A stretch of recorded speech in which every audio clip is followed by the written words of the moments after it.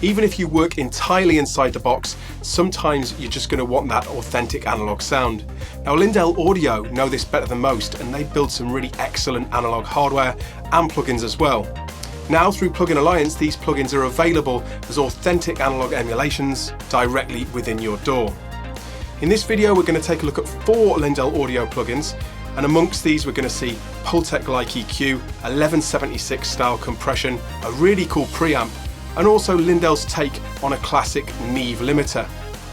We're also going to take a look at ChannelX. Now this is really a container that allows you to chain the plugins together in varying orders. This allows you to create the ultimate analog channel strip for any instrument or bus that you're working on.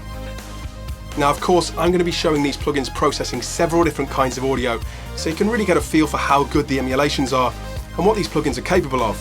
But remember, you can try them on your own system in your own time as fully functional 14-day trials, and these are available right from the Plugin Alliance website. But for now, let's jump into the computer and see these plugins in action.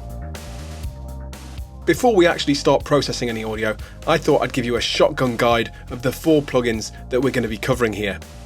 So first up, we've got the excellent 254E. Now this is Lindell's take of a classic Neve compressor stroke limiter. That means you've got compression and limiting right within one plugin, and these are independently controllable. On top of this, you've got really great global controls like a dry wet mix, a high pass sidechain filter, and really accurate metering. Next up, a model of existing Lindell hardware is the PEX-500. Now if you've ever used a Pultec EQ before, this is going to look pretty familiar. It will also sound familiar too. You've got that classic Pultec sound in one simple to use plugin. This is the Lyndell 7X500 modelled on their existing hardware, and it's going to give you 1176 like compression. It's really simple to use, it's got a very clear interface, great metering, and some really nice touches like stereo link and a wet-dry mix. This is probably going to become one of your go-to compressors. Fourth in our list is the 6X500. Now this is a little different to the rest of the plugins in that it's a model of a preamp. It's going to give you great harmonic distortion, it's got a really nice input stage, there's also high and low boost in there, and also some very useful filters. So for our first audio example, I'm using the Lyndale Channel X, and this is really like a virtual rack container that allows us to chain all of the Lyndell 500 series products within a single plugin. It also allows you to change the order of them, so if you want to have the pre second and the EQ third, you can change them however you want, so you can have pre or post compression EQ, exactly how you want it. Let's get it back to how it was, and we'll kick off with some funky guitar. Now I'm going to play the audio back, and first of all we're going to dial in some gain on the preamp.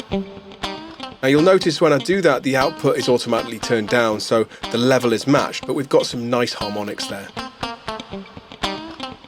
Now I'm going to boost the lows and the highs, and that's from 6K and above and 100 Hz and down. Now you may think that's a bit muddy, so I'm going to put a high pass in up to 150 Hz. It's worth mentioning at this point that both the high pass and low pass filter both have 5 different slopes, so loads of room for experimentation. Now let's add some compression from the 7X500. Very fast attack and release here. We could slow the release down for a bit more of a transparent result, and you see I've got it mixed at about 50% wet and dry. Of course we could up the wet signal if we want a more intense effect.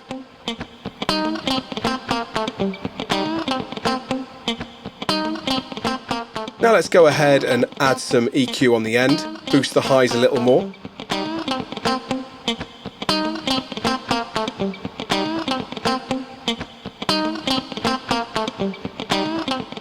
Now let's add our delay back in, and I'm really happy with that guitar sound. Now of course the Lyndell plugins don't have to be used as part of ChannelX, they can be used individually. I'm using them to treat a bass part, well a synth bass groove, and I'm trying to add some warmth and some clarity. So let's take a quick listen to the part without any processing.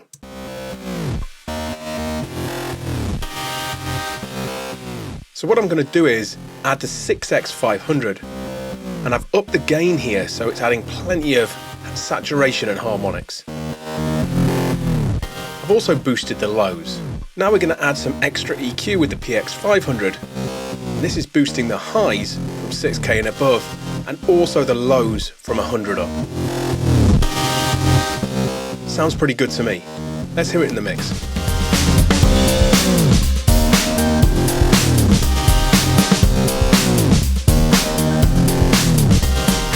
I'm happy with that, and these two plugins have really brought the part to life. Now let's take a look at what we can do with our drums, but first up, let's take a listen to the drum track, Unprocessed.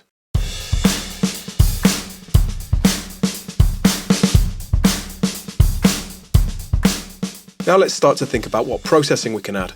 I've got a 254E loaded here, ready for some bus compression, and a ChannelX straight after it, and I'm going to just use the EQ from here to add some extra highs. First up, let's take a look at the 254E and what it's doing. This is actually quite a subtle setting. I've got a 2:1 compression ratio. I've got some limiting, but not too much. And first of all, having a 50% dry and wet mix. I've also got 116 Hz dialed up on the sidechain high pass filter to ensure that the kick drum isn't triggering the circuit too much. Let's take a listen.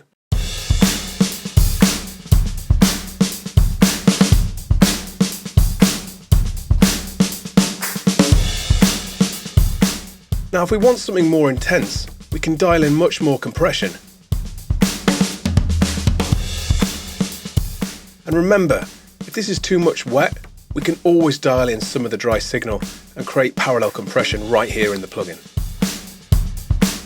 The limiter should ensure that you get no overs at the end. Notice that I've got automatic limit recovery, and I've got quite a fast time on the compressor recovery. Now let's add some extra highs using the EQ in ChannelX.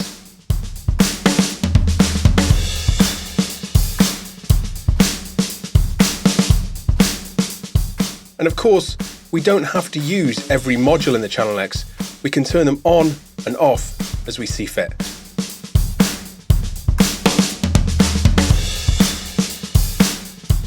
So as you can see, amongst these 4 plugins and ChannelX, you've really got a huge amount of flexibility and pretty much everything you need to get authentic analog tone right within your DAW. I hope you've enjoyed this demonstration, and I'll see you next time.